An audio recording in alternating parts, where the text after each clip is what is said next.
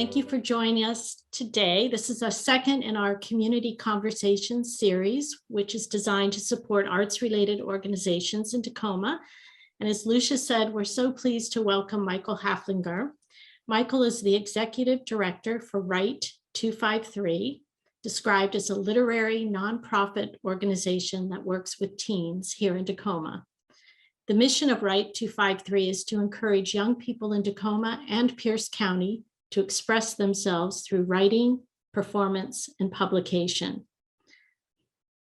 Michael is a poet and educator who hails from Dayton, Ohio. And just to personalize this a little bit, when I was talking with Michael and he mentioned he was from Dayton, I said, well, I lived really close to Dayton in Cincinnati. And he said, I lived in Beckett Ridge, which is a subdivision about 10 minutes from where I lived in Ohio.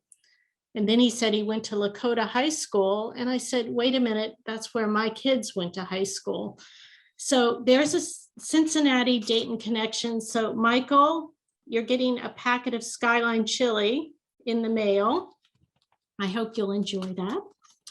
But before coming to Tacoma in 2014, Michael taught poetry not only in Ohio, but in Chicago and New Jersey, always focusing on helping teens record their work and curating their performances. His career with Right 253 began with volunteer work shortly after relocating to Tacoma, where he was employed as a bookseller at the wonderful King's Books. And he's also taught at the University of Puget Sound. Michael laid the groundwork for programs that would come to flourish. In 2016, he became the executive director. He launched Louder Than Bomb Tacoma, which was a festival of poetry. And he also established a youth writing program at the Juvenile Detention Center. He's also an accomplished poet and has published collections of his own poetry, as well as chapbooks and a spoken word album. Today, he's going to share information about the programs and services of this important and vibrant organization, including the Line Break Press, a letterpress printing program run by the organization.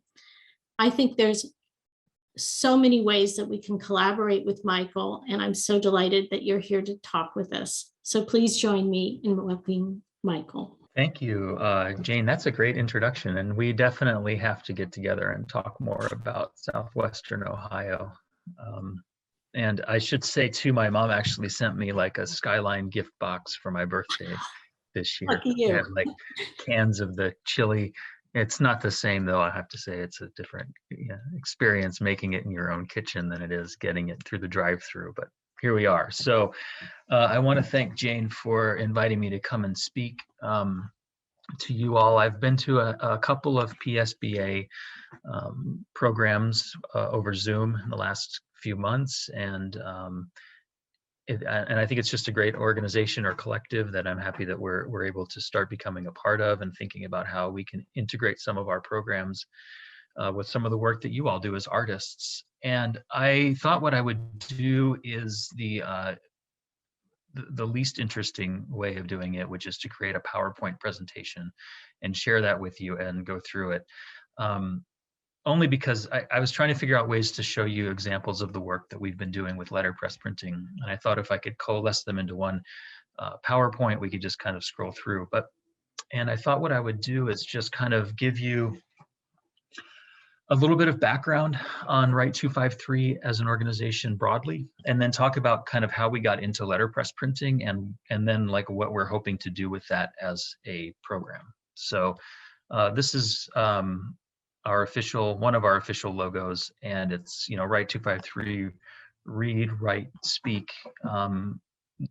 We try to encourage young people, to read as much as they can, to write as much as they can. And, we did have a pretty sizable poetry slam festival called Louder Than a Bomb Tacoma that was canceled it was slated to take place in the middle of March in 2020, and that would have been our 5th year of doing Louder Than a Bomb.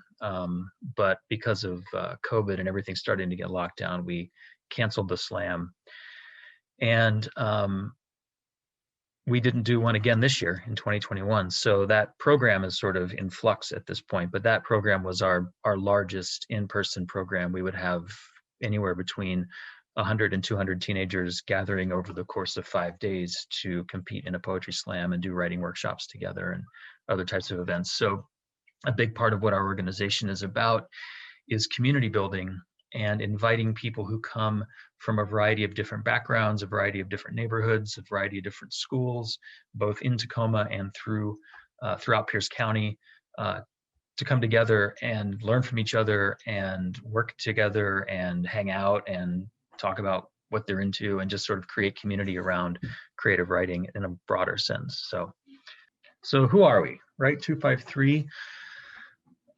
We were founded in 2011 as a small Washington State nonprofit organization.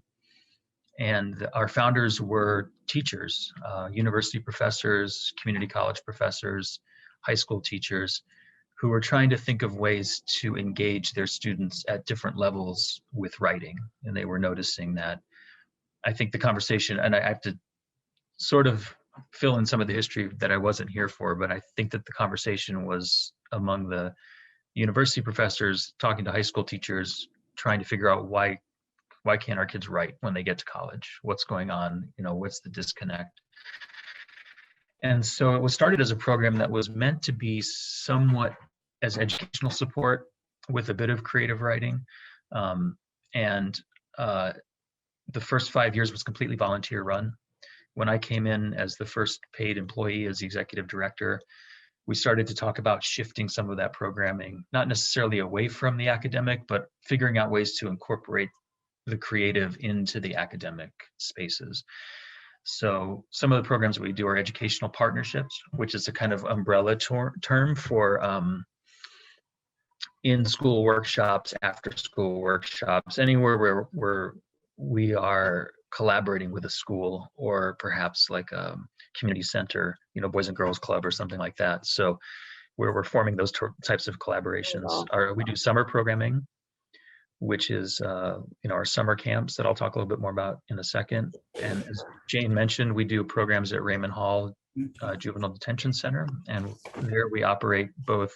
We operate both a writing club and a book club, and we just essentially alternate Thursdays. So the first and third Thursday of the month is writing club, and one of our teaching artists or volunteers will come in and do a writing workshop with the youth who are incarcerated at Raymond Hall.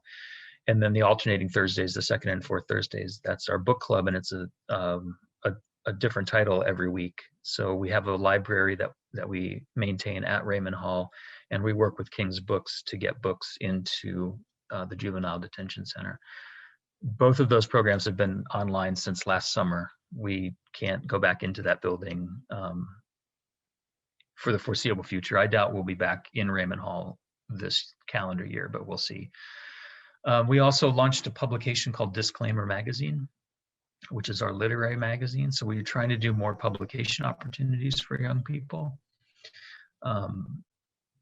Actually, Disclaimer was born out of the fact that we were doing everything on Zoom, and it was the type of program we could do on Zoom. So we could have kids log in for editorial board meetings, and we could exchange files virtually. We didn't have to all be in the same room. And Disclaimer ended up being probably our most successful program from last year. And the magazine is very cool. All the pieces in it are written by youth or teens and young adults. And the editorial board was entirely teenagers, so they decided what was going into the magazine in terms of the writing and the visual art. And it looks really cool. And so we're very proud of that as well. And that's a project that we're thinking of expanding to doing 2 issues a year and making that one of our core programs going forward. And then the performance, like I mentioned, we did Louder Than a Bomb. We've done some open mics, things like that. So, getting ahead of myself. Okay, so I'll leave some space if there's any questions kind of about Write 253 broadly that you'd like to ask at this point. Feel free to jump in.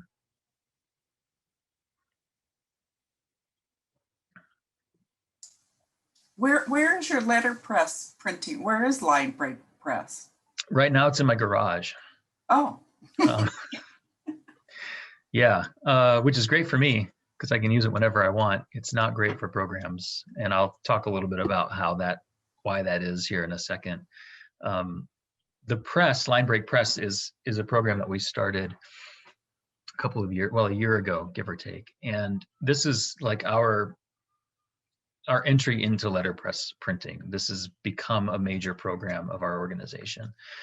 And we want to program around letterpress printing going forward in a more intentional way by offering workshops and offering open shop time for teenagers to come and make prints, but also figuring out how to integrate writing with printing. So we work a lot with young poets to create prints for the Line Break Press program. So it sort of jumps over to my next slide, is how did we get into it? I originally wrote Jessica Spring is to blame for all of this, but I just shortened it down to Jessica Spring. She's a big reason why she is the big reason why we're doing letterpress printing now. We were doing Downtown Poets, which is our poetry summer camp in 2018. And I met Jessica like through the bookstore, through King's Books. And I thought, wouldn't it be cool if we made like a broadside of some of the poems that the kids were working on at the camp? So we wrote these collaborative poems, and we took all of the kids over to Jessica's studio, and we just spent the day there printing. And some of them really took to it. They really liked the process of setting type. They really liked the sort of the alchemy of a blank piece of paper turning into a piece of art. And right before them, they thought that was really cool. So in 2019, when we did Downtown Poets, we actually programmed the entire summer camp around the intersection of poetry and visual arts. So we did some linoleum cuts, we did some like stencil poetry, it was all kind of geared towards, using the visual medium as a way of displaying their poetry. And we devoted a whole week to letterpress printing, and Jessica brought a little Kelsey Excelsior press down and a few cases of type, and the students all made kind of postcards, and that's where it sort of jumped off for us. Right around that time, an artist in Whidbey Island contacted Jessica wanting to donate to her a Vandercook 24 proof press, for which she had no room, and she said, give it to this organization, they can use it. And without really thinking about it, I said, yeah, absolutely, we could do that. I had no idea where it was going to go because we didn't have a physical space at the time. We didn't have any type, we didn't have any ink, we didn't have anything. We had like the promise of this press. And I thought, yeah, we'll figure it out. So we drove up to Whidbey Island, we brought the press back, and our Downtown Poets summer camps had taken place at the State History Museum in Tacoma, and they had essentially an empty room, and we negotiated a kind of residency there where we took our press. I found some donated type, we got some ink, and we were there doing public printing demos for events that were connected to the museum from September of 2019 until March of 2020, when the museum shut down as a result of COVID. So we were intending on moving out of the museum in the spring of 2020 and into our own space where we would open a kind of community print shop. But with COVID restrictions and everything, we just put it on hold, and that's the process that we're currently in now, is opening up a space.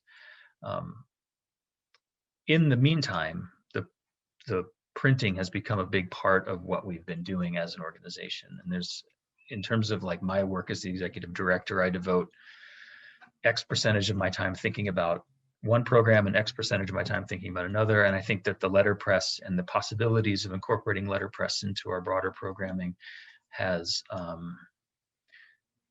that percentage has really increased. And I think for me, a big reason why that is because of some of the reasons why the kids got into it at Jessica's studio that day, is the kinetic, tactile elements of it, the making, the immediacy, here is a thing, we're using our hands.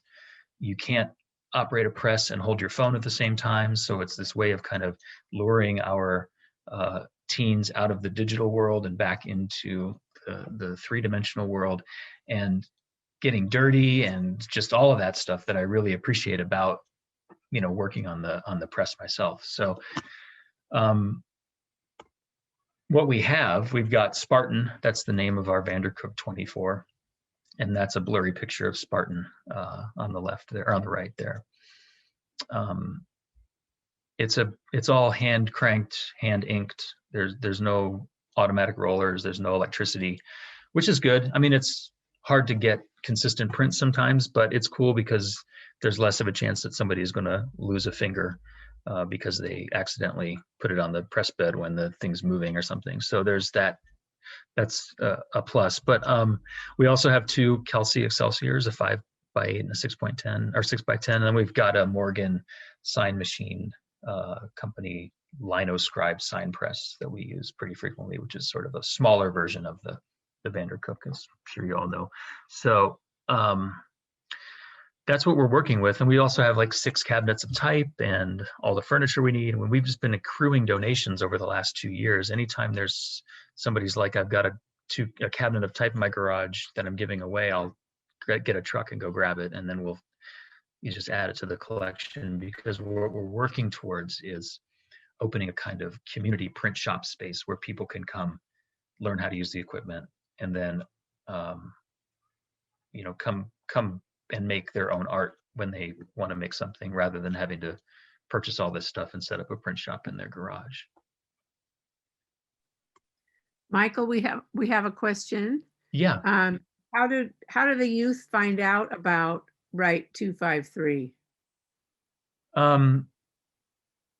Well, it depends on what program we're working with. So a lot of times we're coming in through schools, so we know their teachers, and maybe we'll come and do a workshop in their classroom. And that's how we connect with a lot of the youth, especially around Louder Than a Bomb when we were doing the slam, because the slam is set up through schools. So we would spend a lot of time in schools trying to, get kids to register to be in the poetry slam. We also are pretty active on like social media. Instagram seems to be the one that our age group, our demographic is most active on. So we post a lot of what we're doing on Instagram. And then we try to do as much public outreach as we can. So for example, I was at the Boys and Girls Club in South Tacoma a couple weeks ago doing a little print demo for Summer Learning Week. And it was just this kind of open space for young people to come and do different activities. And they had like free ice cream and there were some games and stuff. So we meet a lot of people that way as well.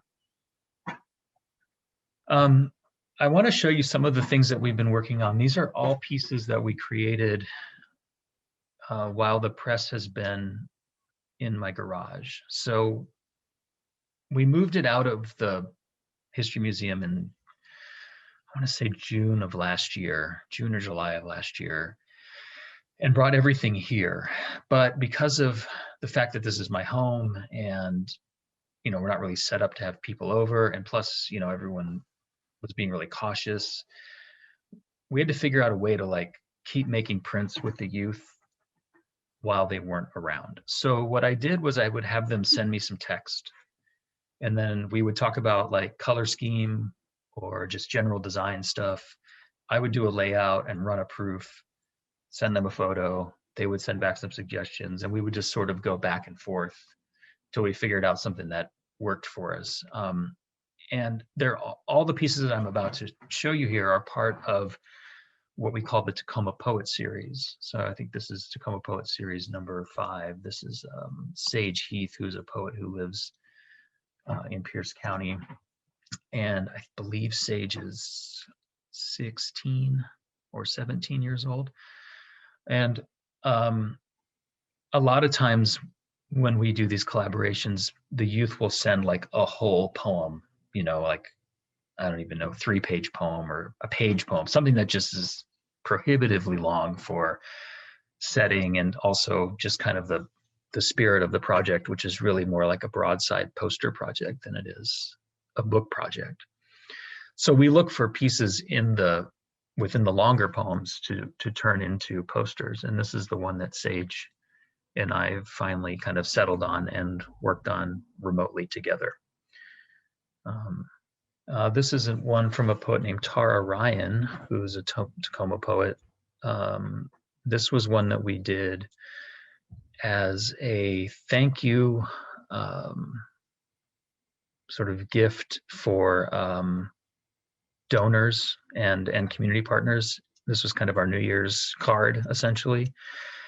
And again, this was something that came about of by way of Tara sending a bunch of different ideas, and she and I kind of narrowing it down and working towards something in terms of the text that made sense for the spirit of it, and we thought with this text at the turn of 2020, 2021, The Distant Hands was kind of an interesting way to start, given that we had spent the better part of the year away from one another, and then the ending of it being somewhat hopeful that there's a moment of us coming back together. And so, yeah, we're really happy with this one. Thanks, Deborah. I thought this was really cool, and Tara was really great to work with on this one as well. A lot of the stuff that I like to do with printing is experimental, and I try to and also it's also theft. I stole this from an REM Christmas card. The band REM used to send Christmas cards to their fans, or Christmas demos of songs to their fans or whatever. And the album cover looked something like this for the one in 1987. And I saw it on their website and I was like, I'm going to steal that design for a print.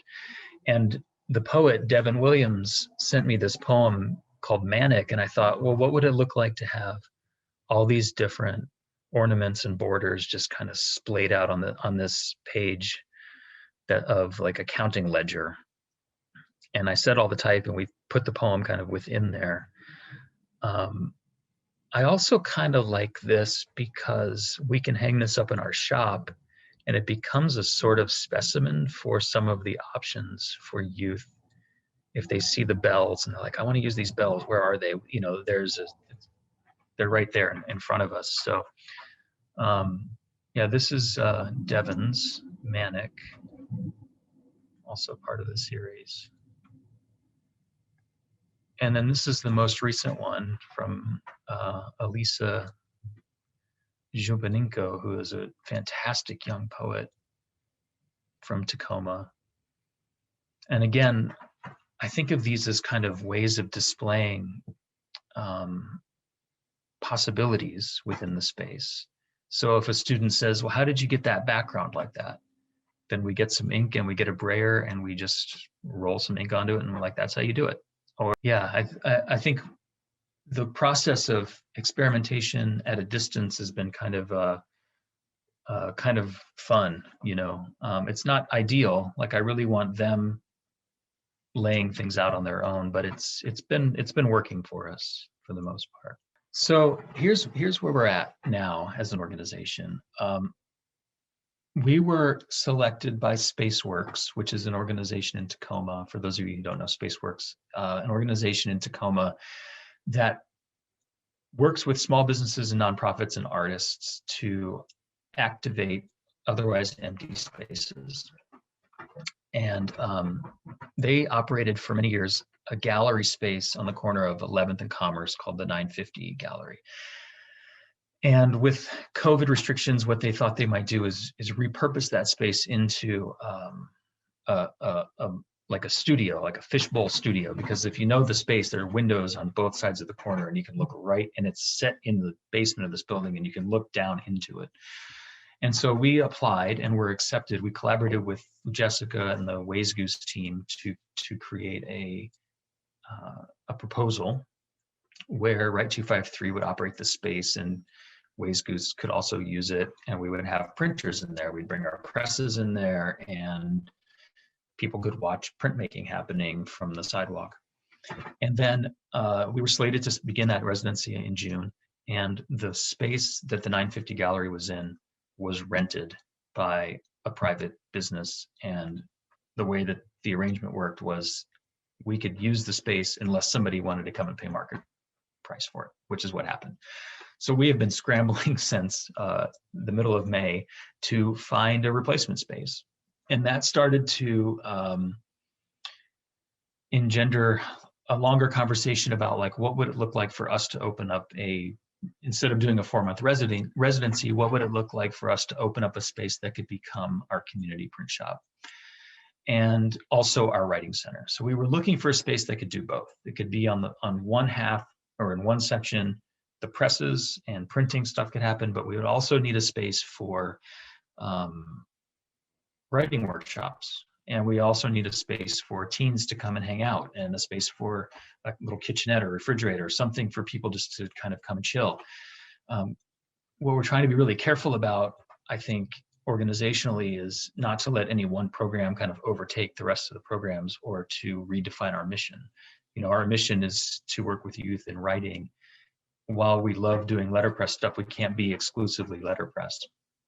So we weren't able to find a space that satisfied both of those things. So we're actually kind of opening two spaces. We're going to open up a space that is the Line Break Press print shop sometime in August. And we're going to open up a separate space that is going to be more of a writing center with, you know, our library and the place where our writing workshops and our editorial board meetings and our board meetings and our sort of non-print stuff will take place, potentially like an open mic event, stuff like that. So we're currently kind of working on getting both of those spaces set up. I've put "but how" in parentheses because I have like so many questions about running a community print shop, questions about liability, questions about scheduling, questions about training people, just like all of these things that I'm sort of navigating through as we get it set up. So I'm putting that in there kind of for you all, just to put up a bat signal. That is, if anybody has experience with community print shops or with doing programs where, you know, folks off the street can come in and make stuff, I'd love to hear some of your wisdom around that. Some of the mistakes that you made that you wish you hadn't, how to avoid making those mistakes, that sort of thing. And then I'd also like to figure out a way to get printing as part of our educational partnerships. Somebody I was talking to at an event a couple weeks ago, we were talking about the Hilltop Artists, which is a program that does glass blowing out of the Hilltop Heritage Middle School, which was formerly called Jason Lee Middle School. And I was like, why don't we have a print shop in a middle school somewhere? What if we like talked to a middle school about finding us a room and we made a print shop? We made like a printing program part of this middle school's experience. And so that's percolating. That's percolating alongside all the things that I have to do before I can let all the new ideas happen. But I'm kind of wondering what that might look like to create a kind of book arts makerspace at a middle school level, to see what that does in terms of youth as they go off to high school and even to college. Like, would that help inform their decisions about where they might go because they have opportunities at Stadium or Lincoln or places that do printing in the city, or beyond that, Puget Sound or PLU, places where printing is pretty common. So, but beyond that, like, I'm also curious like how we can partner with the universities here in town, working with students, you know, doing things in your spaces, having your students come to our space. We work a lot with students from the University of Puget Sound in the internship program, and I'd love to continue that with a print focus in mind and figure out if there are, you know, students on campus who would want to come and you know, just help us be shop stewards, help us work in the spaces to do some of that kind of maintenance stuff, but also teaching and making art with young people. Yeah, so we're at the very nascent stages of this, but I think one of the things that Jessica and I talk about pretty frequently is you know, how, especially around Ways Goose, like how prevalent printing is in Tacoma, you know, with Jessica and Chandler and Arts and Crafts Press and Beautiful Angle and like all these great artists who make all this great work. But what we don't have is a community print shop, and I'm not sure why. And we also don't really have a program that's specifically geared towards teenagers. I know Stadium does some printing with their students and Lincoln does some printing with their students, and then, you know, UPS and PLU. But having a kind of a nonprofit that works outside of a dedicated school space. And I think part of what we want to do is to fill that void and to help develop that project, right? So that even if it grows out beyond what Right 253 does in terms of mission, like we're part of helping that project grow. And it's something I'm really excited about. I just love this form of art making so much, and I love the technique of it and the learning new things. And I'm still kind of in the honeymoon stage of everything. I'm learning all this new stuff, and it's just like so cool. And like I get really excited about type, and it's just like so much fun for me. So I think that's kind of what's next for us, and what we're aiming to do as an organization is just to grow that program.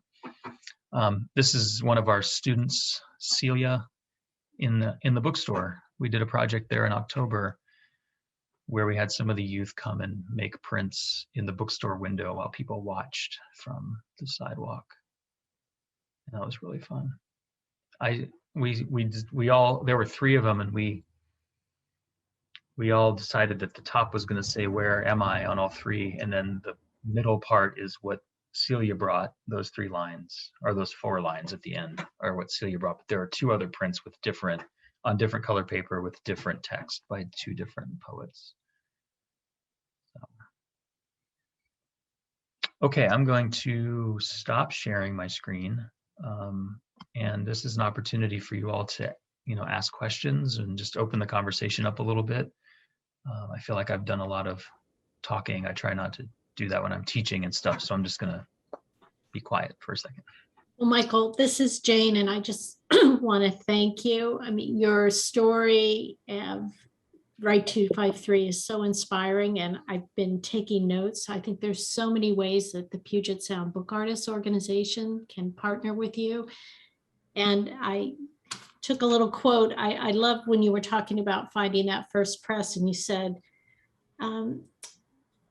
the promise of the press was so great that you just figure out a way to get the press to Tacoma and start printing. And I feel a little bit like Jada, my colleague from the library, is on this call as well. And, we saw the potential in letterpress printing. We've all been inspired by Jessica. I love the connections between the tactile handling, the experiential movement. And I think that I'd love to partner and talk with you more about ways that we can support your work with the students. And maybe there's a co-internship, maybe in our institution and with you.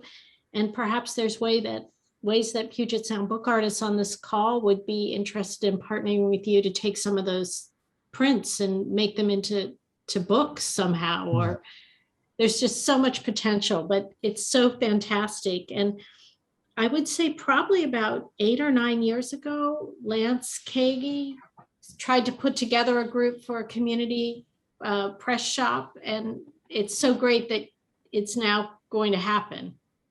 I think it's just wonderful. And are you partnering with any of the libraries in Tacoma? The public library? We have a pretty good relationship with Tacoma Public Library. They have co-sponsored all of our online workshops, and not all of them, but a majority of our online workshops and online presentations in the last year. So we have a really great working relationship with the Teen Services Librarian, Sarah Sunshine Holloway. And we've been working with Sarah for going back at least to 2017. Sarah and I first met, and we've been working together at least that far back. So yeah, the libraries have been really supportive in terms of our other types of programs. We haven't done anything with letterpress with them. Right. One thing that really struck me in your comments too, and I think as an organization, Puget Sound Book Artists is thinking, how can we get more youth, more young people interested in the art of making books? And I think the whole idea of reaching out to middle school is so impactful. So that's so wonderful. And there's a question in the chat that asks you, like, how could you incorporate artist bookmaking into your organization? Do you have any ideas of how we could partner with you? I mean, certainly, I think,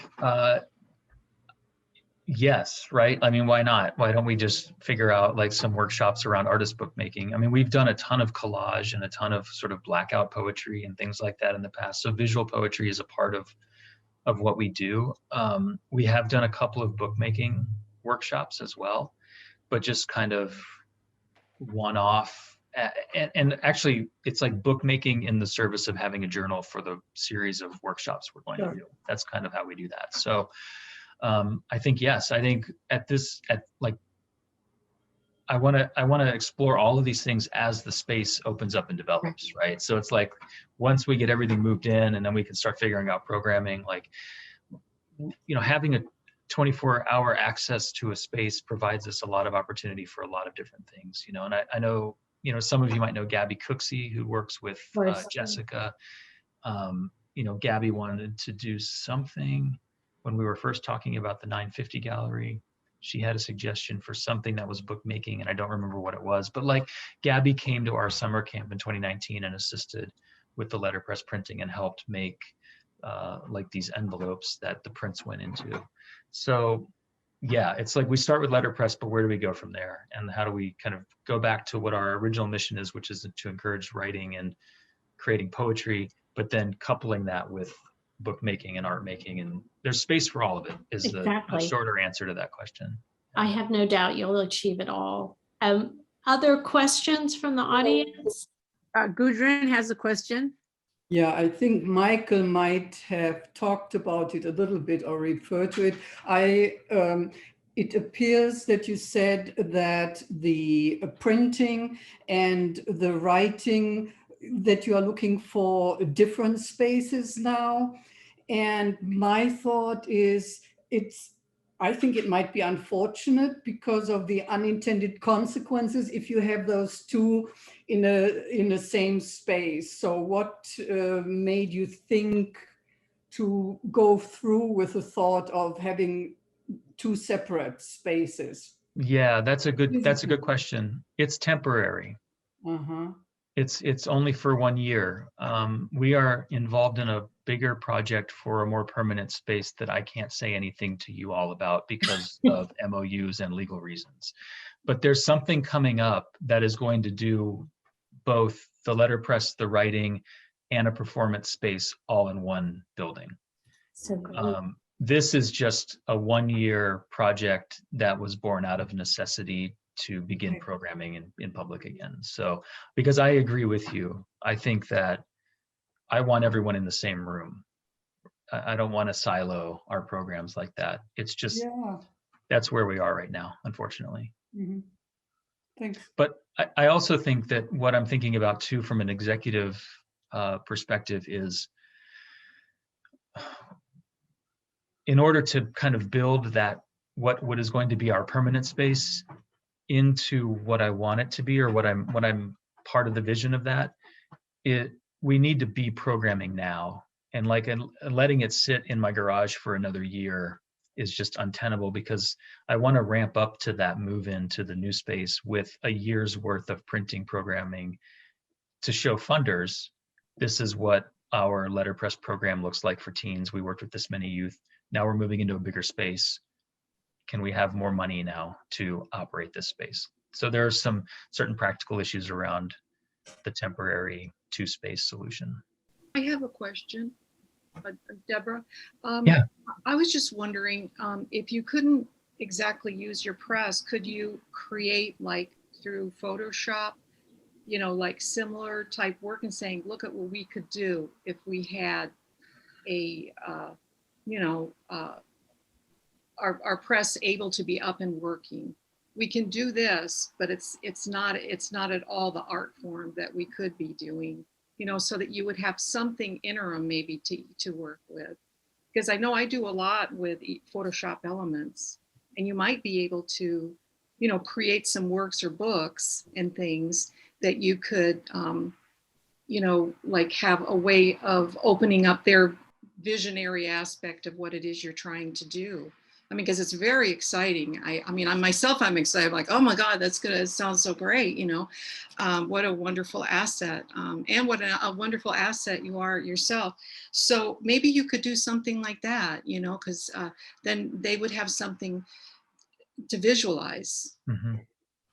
Yeah, it's not something that I considered. I think, fortunately, we had done enough printing before the lockdown, and I've been able to kind of like maintain relationships with the teenagers through the pieces that I showed you. We were sort of working on it remotely.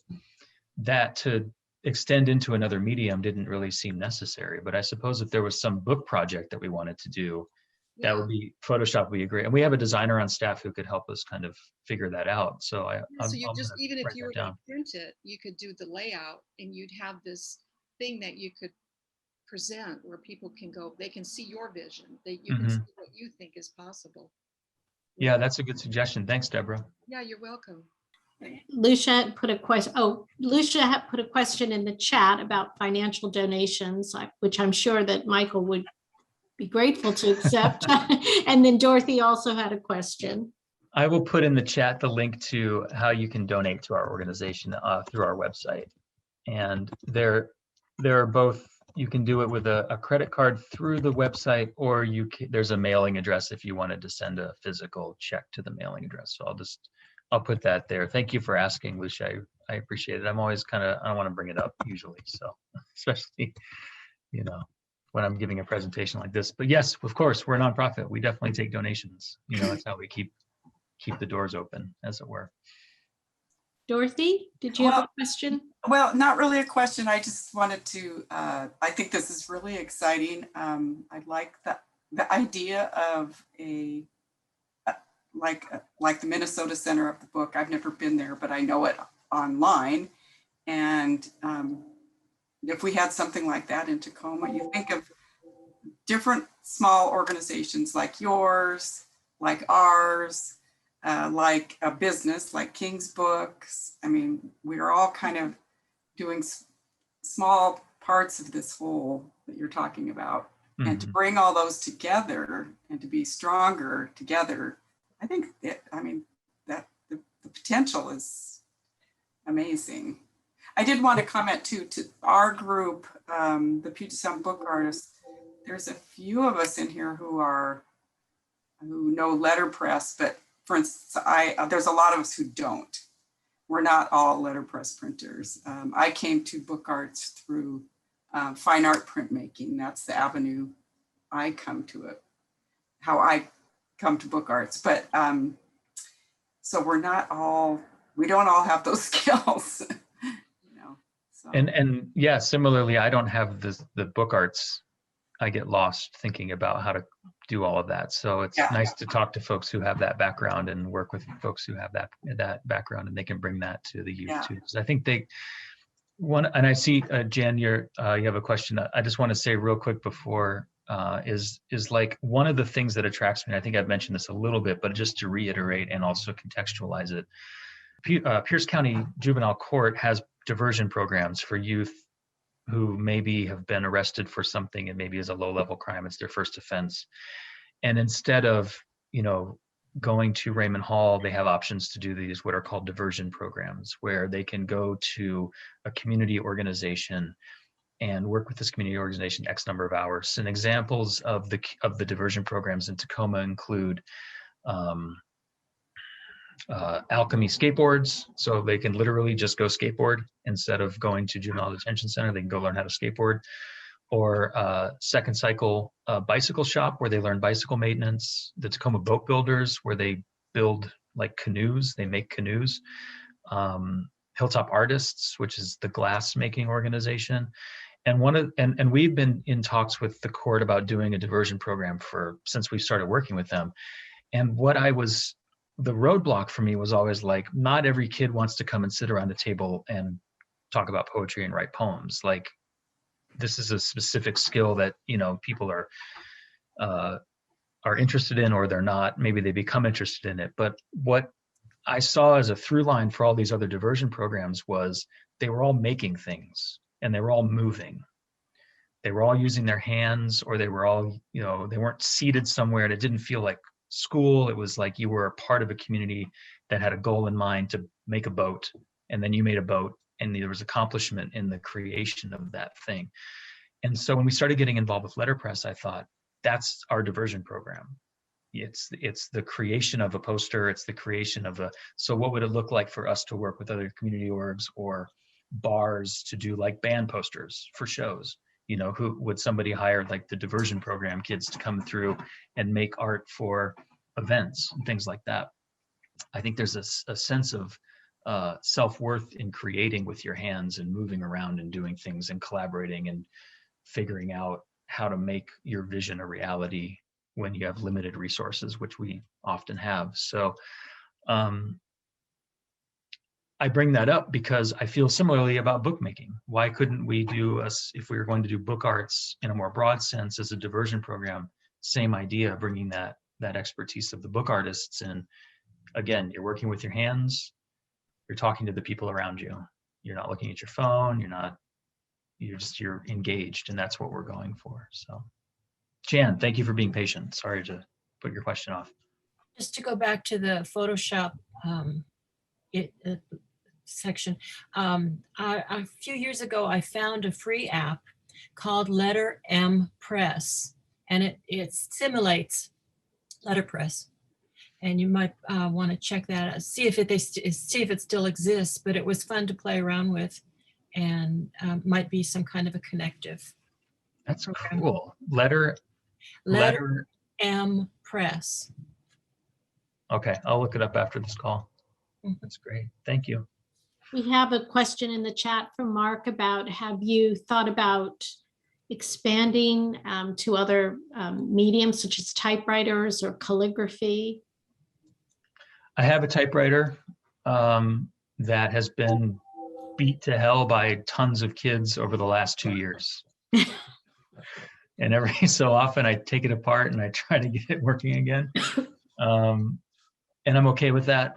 I found it in a basement of a house I was living in. The landlord said I could have it, so I cleaned it up. It's it's right here. It's a JC Pencrest Caravelle 10. I think it was made by JC Penney's back in the 60s or something.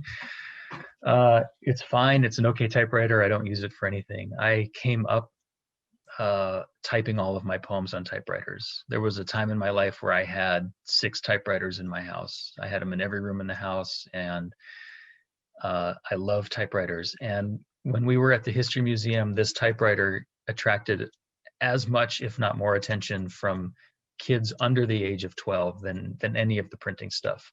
And I think part of it was because it was eye level to them, and part of it was because it made sense. It looked like a keyboard. They could just click, clack, click, and they were good to go. So I would love to get more typewriters and do more typewriter art. I love watching those videos of people who do typewriter art. I think it's just amazing.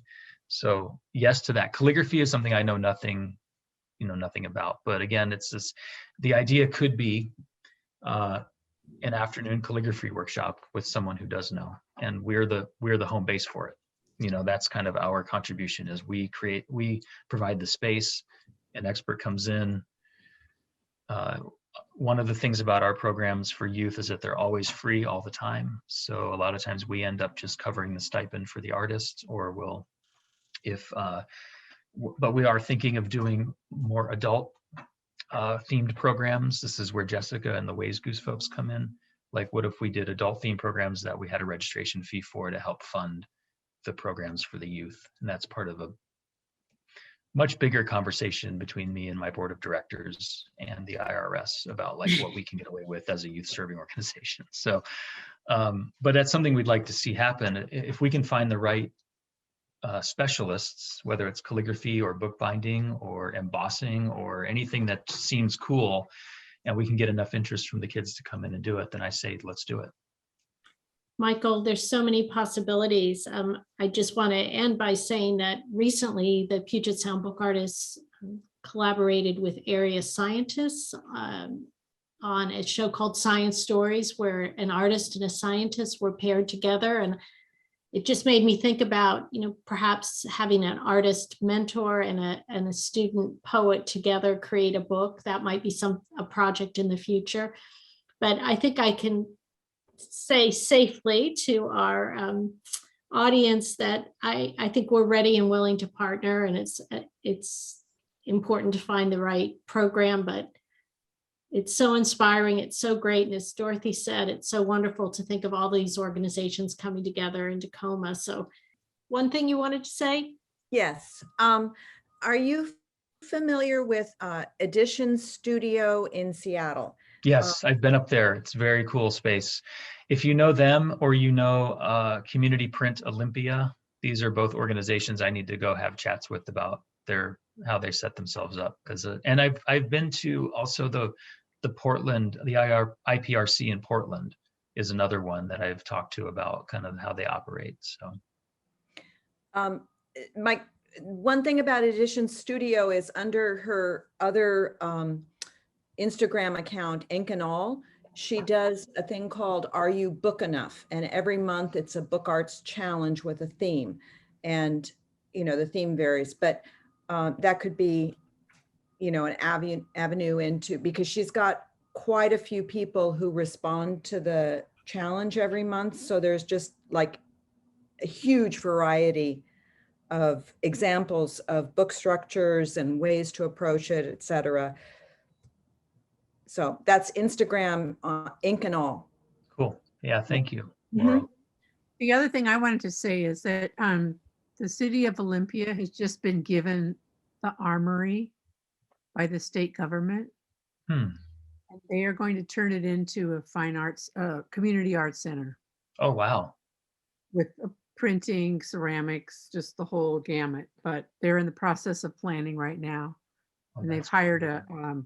so you could contact the Arts Commission to find out more about that process. But they were able to find out buildings in the community that the state owned, that the state no longer wanted to have anything to do with. And then the state gave it to the city. Oh, wow. So it's kind of an That's cool. interesting way to get real estate. Yeah. Yeah. Thank you so much for joining us. And I can't wait to see what happens as we all work together. Likewise, I appreciate the time. It's really fun to talk about this stuff with. And good luck folks. with the summer camp coming up. Yeah, thank you. Thanks. Excellent.